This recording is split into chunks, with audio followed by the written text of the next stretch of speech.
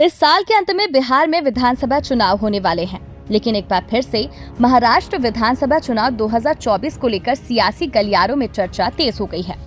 दरअसल ये मुद्दा सोशल मीडिया पोस्ट से फिर से सुर्खियों में आ गया, जो लोकसभा में नेता प्रतिपक्ष राहुल गांधी ने अपने एक्स हैंडल पर किए।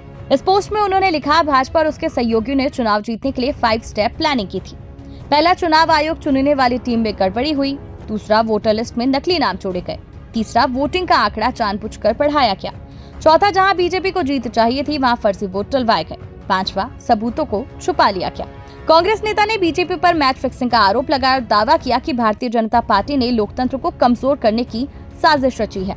राहुल ने कहा कि यह मामूली धोखाधड़ी नहीं बल्कि बड़े स्तर पर चुनावों में हेरफेर है। महाराष्ट्र की ये मैच फिक्सिंग अब बिहार में दोहराई जाएगी और फिर वहां भी जहां जहां बीजेपी हार रही होगी। मैच फिक्स किए गए चुनाव किसी भी लोकतंत्र के लिए जहर की तरह होते हैं। साल 2023 में केंद्र सरकार ने चुनाव आयोग के सदस्यों के चयन में बदलाव किया, जिसमें अब मुख्य न्यायाधीश की जगह एक केंद्रीय मंत्री को शामिल किया गया।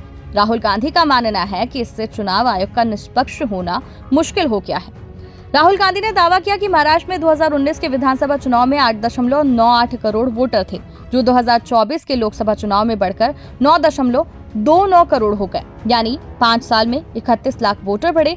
लेकिन अगले 5 महीने में जो नवंबर के विधानसभा चुनाव से पहले थे, ये संख्या और बढ़कर 9.70 करोड़ हो गई, जो 41 लाख ज्यादा है। इस मामले में चुनाव आयोग ने कहा कि वोटरों की संख्या इसलिए बढ़ी क्योंकि ज्यादा युवा वोट डालने लगे और नए वोटरों को जोड़ने के लिए अभियान चलाया गया। लेकिन राहुल ने इसे सही नहीं माना। इधर भाजपा ने राहुल गांधी के आरोपों को शर्मनाक बताया। महाराष्ट्र के मुख्यमंत्री देवेंद्र फडणवीस ने कहा कि राहुल गांधी को अब नींद से जागना पड़ेगा। जब तक वो जमीन पर नहीं उतरते, वास्तविकता को नहीं समझते, तब तक कांग्रेस हारती रहेगी। ये मतदाताओं का भी अपमान है जिन्होंने लोकतंत्र के तहत वोट दिया। दरअसल लोकसभा चुनाव में विपक्षी गठबंधन इंडिया ने महाराष्ट्र में धमाकेदार जीत दर्ज की थी, लेकिन कुछ महीने बाद आए विधानसभा चुनाव के नतीजे कांग्रेस, उद्धव सेना, पवार गुट को बड़ी हार का सामना करवा दिया। लोकसभा चुनाव में विपक्षी दलों की एकता ने बीजेपी को झटका दिया था, तो वहीं विधानसभा चुनाव के नतीजों ने विपक्ष की उम्मीदों पर पानी फेर दिया। बता दें, 20 नवंबर को महाराष्ट्र विधानसभा की 288 सीटों पर वोटिंग हुई थी। 23 नवंबर को नतीजे आए थे।